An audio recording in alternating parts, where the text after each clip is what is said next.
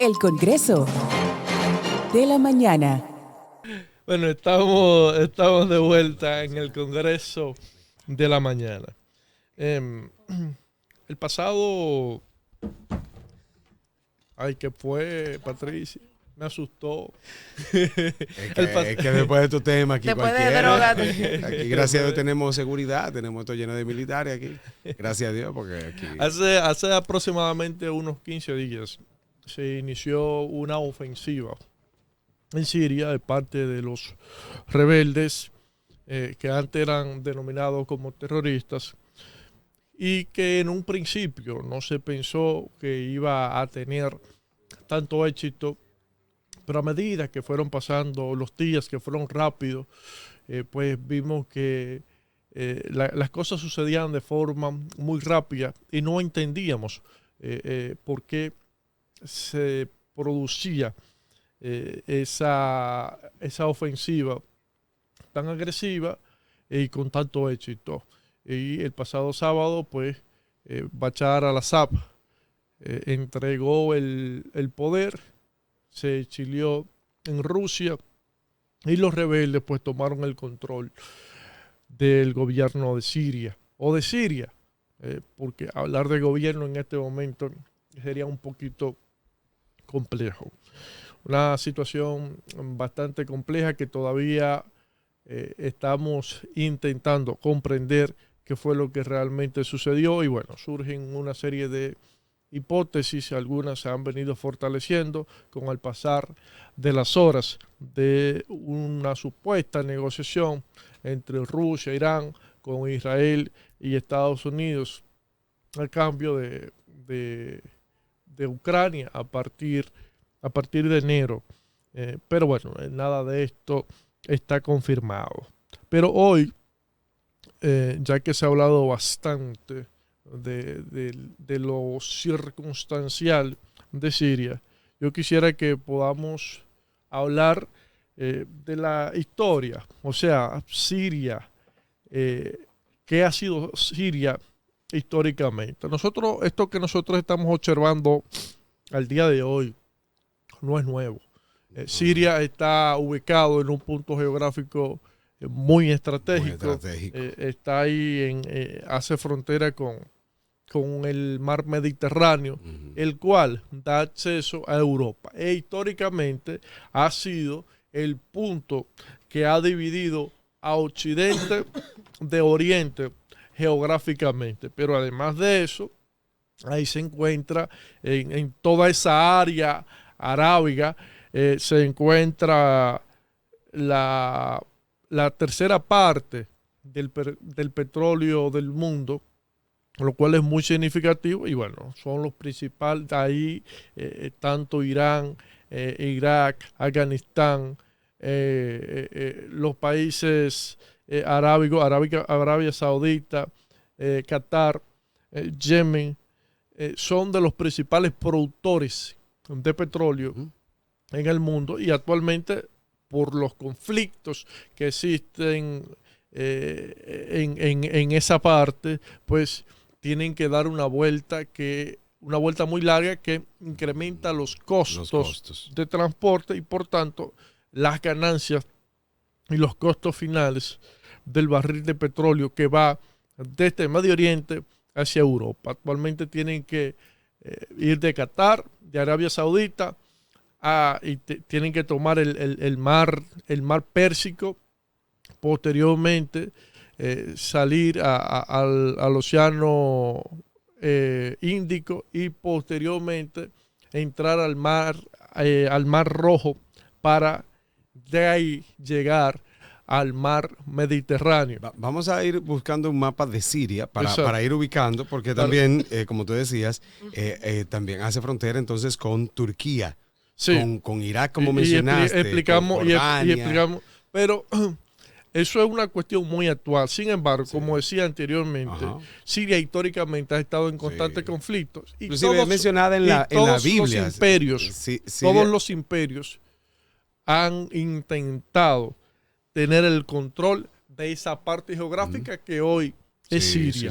Y cuando por allá por el 700 a.C., estaba el imperio medo-persa, el imperio asirio, posteriormente el imperio griego y más tarde el imperio romano. Siempre tuvieron el control de ese punto geográfico. Pero ¿qué pasa? Posteriormente se divide el imperio romano. Posteriormente se divide, y cuando se divide el imperio romano entre el occidental y el oriental, la parte que ustedes ven ahí, que hoy es Siria, que está Turquía, que está Irak, que está Jordán, queda en el imperio romano oriental. Ahí quedaba. Exacto, quedó en el imperio romano oriental, y posteriormente esto se llena de musulmanes. Son de la región de la religión islámica. Y precisamente el tema de las cruzadas se da por eso. Los cristianos intentan para salvar. Exacto, pero los cristianos intentan controlar ese punto geográfico y atacan a los musulmanes. Y ahí es que se dan las cruzadas, que fue por razones religiosas, sí, pero con un objetivo también de control. No, un objetivo político, porque, claro. Sí, en muchas ocasiones se camuflajeó que era por un objetivo religioso, para salvaguardar, por creencias, pero mentira, era por los puntos estratégicos. Inclusive desde Abraham y su sobrino, en ese momento, Lot, ellos se dividen porque es que estratégicamente, y Abraham toma y considera que hay una zona que es la que Dios lo manda, porque es una zona, qué coincidencia que Dios lo manda a la mejor zona en ese momento. Donde abunda la leche y qué coincidencia, qué coincidencia. La leche y la miel. Ahí, entonces, históricamente siempre los problemas que ha habido, no solamente por religión, sino porque estratégicamente hay puntos muy beneficiosos, como tú has dicho. Así es. Y luego de esa división de los imperios, se da el tema de la cruzada, vienen los árabes, vienen los turcos que no venían de Turquía, paradójicamente, sino de un área más hacia el Asia, más cercano al Asia Pacífico, y poblan o toman el control de eso y construyen el Imperio Otomano. El Imperio Otomano dura 600 años y llegaba hasta por ahí, por donde está, más allá de Turquía. Dura 600 años y cae en la Primera Guerra Mundial. Cuando concluye la Primera Guerra Mundial, Inglaterra y Francia se dividen todos esos territorios que en un principio le prometieron a los árabes que iban a construir una gran nación árabe y un gran estado árabe, y por eso los árabes apoyan a los occidentales, o sea, a Francia y a Reino Unido. Pero posteriormente que ganan la Primera Guerra Mundial, que el Imperio Otomano cae en esa guerra, lo que hicieron fue que se dividieron. Sí. Se dividieron el pastel. El pastel. Lo picaron. Como hicieron con la misma Alemania. Sí. Lo picaron, no cumplen la palabra, y en la Segunda Guerra Mundial entonces esas naciones que estaban ahí entonces fueron convertidas en estados, siempre de manera muy, muy convulsa, y en el año 1971 entonces llega el padre de Bashar al-Assad a la presidencia. Tenía la ideología del Baas. El partido Baas, ustedes lo han escuchado bastante, se fundamenta en una ideología de unificar a toda la nación árabe en un mismo estado. En un mismo estado. Y ahí cuando en el 71 toma control, y en el 82, entonces, vienen a tener la primera gran crisis en términos de conflictos bélicos, el padre de Bashar al-Assad, y fue porque los hermanos musulmanes, y aquí explico por qué se han dado los constantes conflictos ahí. Bashar al-Assad y su padre son chiitas. Ustedes saben que existe la religión musulmana, pero dentro de los musulmanes Sí, es de los hay chiitas. variantes. Sí, los Y las sunitas. dos principales son los sunitas y la segunda, pues los chiitas. Los sunitas son mayoría, son una mayoría significativa. Sí. Representan alrededor del 85% de la población musulmana. Y el otro 15% está distribuido mayoritariamente con los sunitas.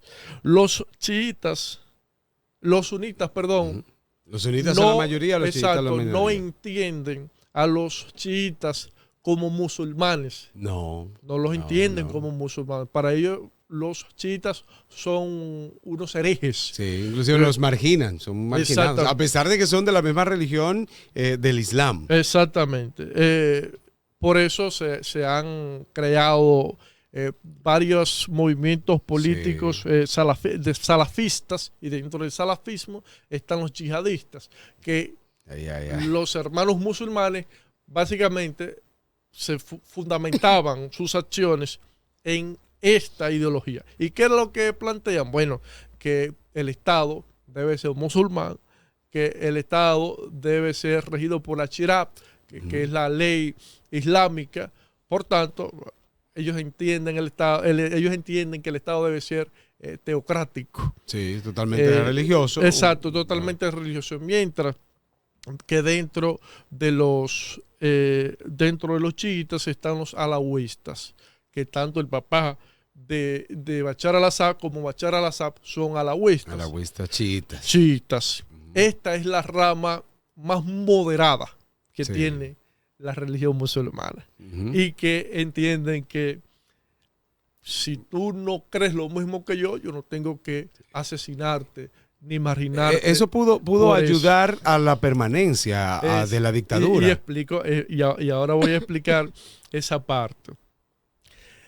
Lo más moderado que había en Medio Oriente era Bashar al-Assad. Sí. A la gente no le gusta escuchar eso, que era un No, dictador. un dictador, pero lo moderado. que pasa es que si nosotros juzgamos e intentamos analizar esa situación desde una óptica occidental, sí, era un dictador. Un dictador. Sin embargo, yo no puedo decir que Napoleón Bonaparte era un dictador, ni que Cristóbal Colón era un dictador. ¿Por qué? Porque la modalidad en el momento. Un dictador es un concepto liberal, como yo he explicado anteriormente, y donde no existe donde no existe el liberalismo, pues no podemos hablar de dictadores. Porque, bueno, por el tema del desarrollo político. El desarrollo político es un proceso trópico, evolutivo, que va de menos a más. Y podríamos comprender que Bashar al-Assad era un paso de evolución dentro de Siria. Exacto, un paso de evolución dentro de Siria que le costó 200 años más, 300 años más que lo que le costó a Francia con la Revolución Francesa y a los ingleses con la Revolución Inglesa. Pero bueno, es un tema complejo que van a decir ideológico. Exacto, que van a lo que me están escuchando, muchos de los que están escuchando podrían decir, oye, pero Randy estaba defendiendo a Bashar al-Assad. Pero no. hay que destacar algo con eso que tú dices. Ahora, aunque en otros gobiernos, por ejemplo, en Afganistán, Irán, Irak, había cierta democracia, pero entonces a la vez eran gobernados teocráticamente por los musulmanes, por ideologías específicas y a la vez extremistas. Entonces sí, hay democracia, pero extremistas. Entonces había un grupo que sufría contundentemente. Sin embargo, no defendiendo a Bashar al-Assad, sin embargo, porque yo estoy en contra de las dictaduras, sin embargo, a pesar de que era chiita, no afectaba drásticamente, como tú habías dicho, a los sunitas. Y te explico no los por qué. marginaba, como pasa en otros países. Te explico por qué. Porque dentro de los sunitas hay una mayoría que son el wahabismo.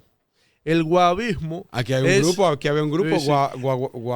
¿cómo es? Guabarrí, no, Guavaberri, aquí había un grupo. El grupo wahabismo, El Guavaberri. los wahabistas, Perdón, que fue un chiste malo. que es la religión oficial en Arabia Saudita. Estos son los más radicales de todos. Okay. Porque esto no es que entienden a los a los chiitas como no musulmanes, sino que dentro de los propios sunitas entienden que si no se cumple a pie de la letra la Shari'a, entonces Wow. debe ser apartado. Totalmente. Debe ser apartado. Es peligroso. Sí, Aunque entre totalmente. por democracia, como quiera ellos no van a ser ellos no democráticos. creen en... No, ¿para es qué? que ellos no entienden ese No esos entienden, conceptos. no. Ellos no asumen eso. O sea, es que ellos No. ellos no asumen eso. Y partiendo de estas ideas... O sea, espérate, para entender esta parte, escúchame. A pesar de ser sunitas, este grupo, repite el nombre, exacto, los wahabismos, que son mayoritarios en los musulmanes. O sea que son mayoritarios. podrían estar y afectar a otros sunitas también. Sí, si no están dentro del wow. Exacto, sí, comprenden que hay una decisión que los chiitas tomaron de forma correcta o algún gobierno sunita, occidental inclusive. tomó de forma correcta, pero ellos entienden que no, que eso está en contra del Corán, pues debe ser excomulgado. El Corán, que es la Biblia de ellos. Exactamente. Es un ideológico fuerte. Es un tema, sí. Complicado. Es un tema bastante complejo. Sin embargo, los chiitas no entienden a los sunitas como no musulmanes. Es decir, ellos dicen, sí, tenemos diferencias, Sí, pero son musulmanes. pero también son musulmanes. Ok. Por eso, los chiitas suelen ser, incluso la rama mayoritaria de los chiitas suelen ser más abiertos. Democráticos, abiertos. Suelen ser más abiertos. Suelen ser más abiertos. Respetuosos también, Sí, podríamos decir. también. Por eso nosotros vemos que en Irán, que son chiitas mayoritariamente, pero que es el ala más radical de los chiitas, la que está en Irán. Incluso siendo el ala más radical, vemos cómo defienden a Hamas. Irán está en conflicto con Israel, en parte por la defensa a Hamas. Hamas es un grupo sunita. O sea, los chiitas protegiendo o defendiendo a sunitas. Sin embargo, en el día de ayer vimos como el liderazgo de Hamas felicitó a los grupos sunitas que tomaron el control de Siria el pasado fin de semana. A ellos no les importa. Tú me defiendes, pero tú como quieras, yo no sé. Es una derrota para Irán. Es una derrota para Irán, porque para Irán y para Hezbollah de Libia. Sí, porque Irán defendía a Bashar al-Assad. Exacto. Y Hezbollah de Siria, que lo atacaron por atacar. Sí. Es una derrota para ellos todos, lo que le propiciaron. Ellos están felicitando a quien derrotaron a Irán y a Hezbollah. No, pero o sea, tampoco... a ese punto que parte de esta derrota a Bashar al-Assad es por esta debilidad que te comentaba ayer también, que era que ya tenía una debilidad Hezbollah. Irán tenía una debilidad porque estaba enfocado y el con propio este Rusia está concentrado Rusia en el tema de Ucrania. Irán ha estado muy debilitada, se ha debilitado los últimos meses. Hezbollah, pues, su cabeza luego de cortarle la cabeza a Nasrallah en el año 2022 y luego otros líderes también han sido ejecutados. Claro. En los últimos meses, pues eso ha debilitado bastante a Hezbollah. Entonces, es una situación bastante compleja. Y una última cosa que quiero comentar es sobre quienes asumen, quienes toman el control en este momento. El líder que asumió el control ligado Al Qaeda y quiero explicar esta parte. ¿Sí? Por el año 2004 se une a Al Qaeda y posteriormente entonces asume una sucursal, el liderazgo de una sucursal de Al Qaeda en Siria, que es el frente de Nasra para allá por el año 2012. El frente de Nasra es el primero que empieza a atacar al gobierno de Bashar al-Assad luego del inicio de la primavera árabe en el año 2011, pero 2 años después, convierte, se desliga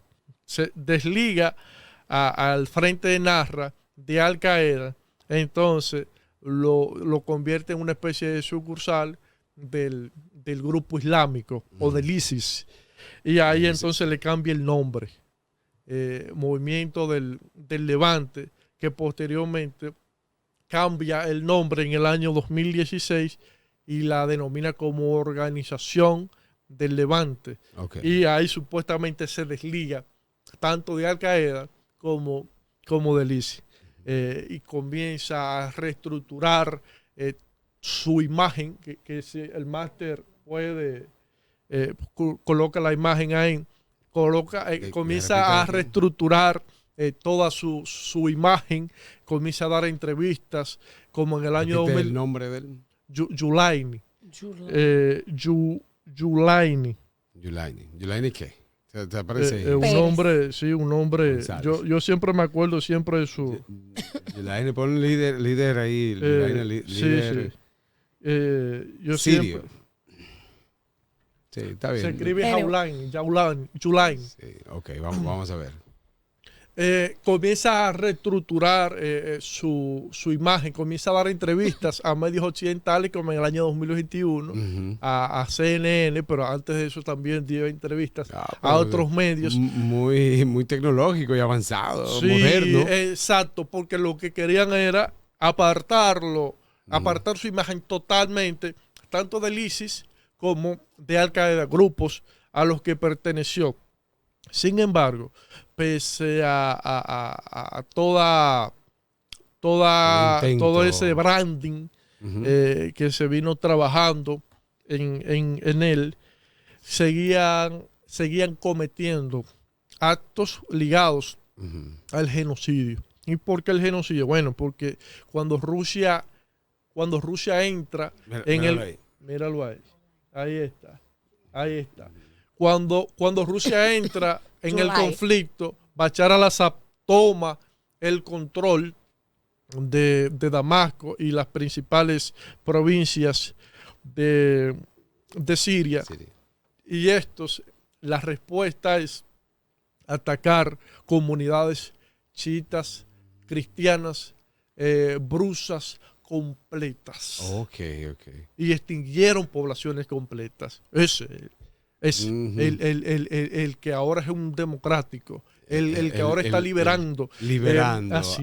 Pero bueno, estamos viendo Bashar al-Assad.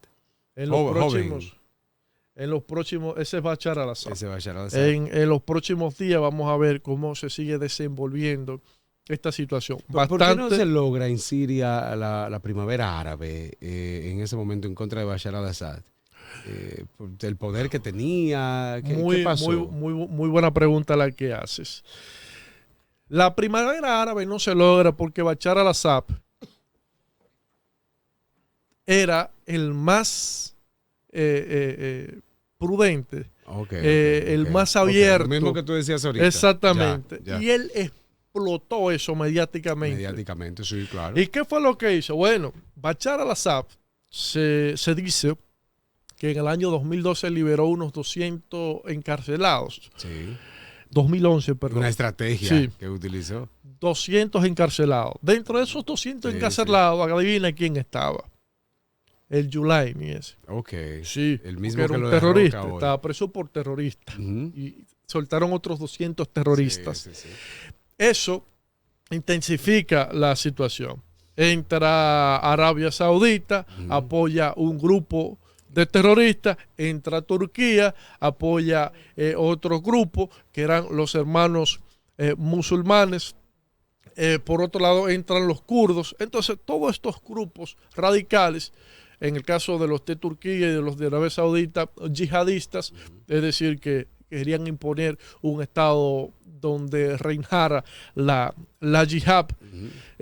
Todo esto dejó a Occidente en una posición complicada. Complicada, sí. Era peligroso para él, pero fue estratégico. Complicada porque se preguntaron, oye, ¿pero cómo vamos a apoyar estos al terroristas. al frente de Nasra. Sí, ¿Cómo vamos a apoyar al movimiento Levante cuando estos son descendientes o son una sucursal directa de Al Qaeda, que fueron los que atacaron en las Torres Gemelas, en España, en Francia? Sí, sí.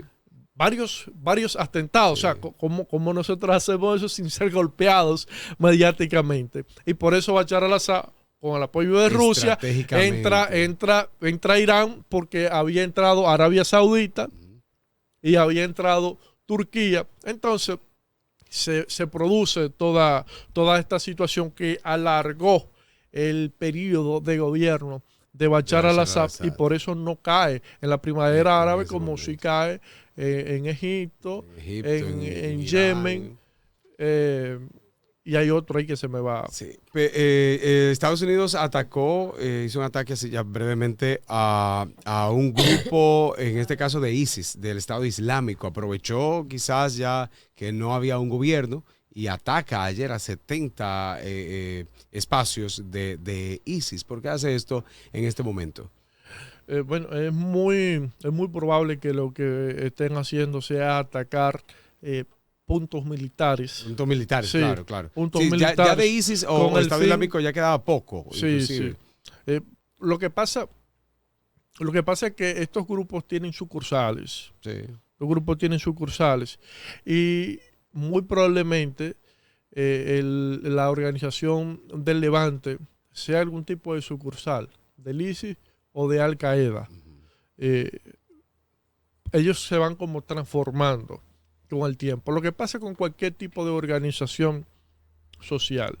Pero lo que ha estado haciendo tanto Estados Unidos como Israel es atacar puntos militares estratégicos con el fin de que esas armas que están ahí, pues no tengan, esos grupos terroristas no tengan acceso. Porque a partir de ahora, esta situación podría complicarle las cosas a Israel. A Israel, Sí, entonces. porque Siria no atacaba a Israel. No. Siria no atacaba a Israel. Pero ahora estos grupos terroristas yihadistas, vamos a llamarle estos grupos yihadistas, pues sí tienen otra concepción. No les importa mucho. Exacto. O sea, que hay que decir, como tú comentabas ahorita, Bashar al-Assad, un dictador y todo, pero muy buen manejo. Sí. Porque a pesar de su ideología y su creencia, nunca atacó a Israel por eso, y otras naciones tampoco. tampoco. Por eso incluso fue acusado. Una de las cosas por las que era acusado era de que era pro-Israel. Ajá, Sí. sí. Que era pro-Israel. Que no atacaba. Exacto. Y que era pro-Irán. Los cuales, tanto Irán, que son persas, no son árabes, como ese grupo que dirigía a Siria, eran chiitas, por tanto, no son considerados como musulmanes. Bien. Son una especie de herejes que deben ser eliminados. Y tanto como dijo Yulani, en el año 2016, estos grupos no se llegará a nada con ellos por medio de la paz, sino que debe ser por medio de la guerra. Y básicamente el yihadismo pues justifica que se asesinen personas, que se extingan poblaciones, es decir, que se produzcan genocidios. Wow. Increíble todavía en esta época, como esas creencias que sí. sean lo que marquen las pautas de los destinos de una nación. Es increíble. Pero Occidente, claro, tiene Hasta mucho que ver con todo esto. Hasta aquí porque esos grupos son armados en buena parte por occidentales. Incluso el grupo terrorista de Afganistán, por allá por los 70, cuando se enfrenta a Rusia, ellos vencen a la Unión Soviética, a la Unión Soviética porque armas que Estados Unidos y Occidente les da. Estados Unidos y Occidente pues le proporcionaron las armas. Ese Luego grupo posterior, Estados Unidos. exactamente, ese grupo posterior denominados los talibanes, que hemos escuchado bastante sobre ellos, pues empiezan a atacar a Occidente también, al punto de que en el año 2021 Osama Bin Estado- Laden fue armado por el mismo Estados Unidos. sí, pero Osama Bin Laden era basista, y no era yihadista. No era yihadista. No, Pero, no era pero yihadista. tuvo el beneficio de esas armas en ese momento, en los 70. Pero sí. para culminar con el tema de Afganistán, Este tema internacional. sí, del tema internacional. Y del De segmento. Afganistán, en el año 2021, cuando Estados Unidos sale de Afganistán, pues estos grupos toman el control de Afganistán y en ese momento fueron felicitados Sí. por Yulain, el líder que tomó el control en Siria. O sea que el asunto se intensifica todavía. Sí, que a en propósito esa de eso, zona. los talibanes también lo felicitaron ahora. En el día claro, de- claro, sí, pues fue los mutuo. talibanes. O sea que se intensifica todavía el asunto ahí y esto, igual como históricamente, y este círculo vicioso que se ha tenido desde Abraham hasta estos tiempos, pues todavía continúa y no se sabe, como dice el artista urbano dominicano, no se sabe. Esto no se sabe Esto dónde no se vayas sabe a dónde vayas parar. a parar. No se mueva, regresamos en breve con más aquí en el Congreso de la Mañana. El Congreso de la Mañana.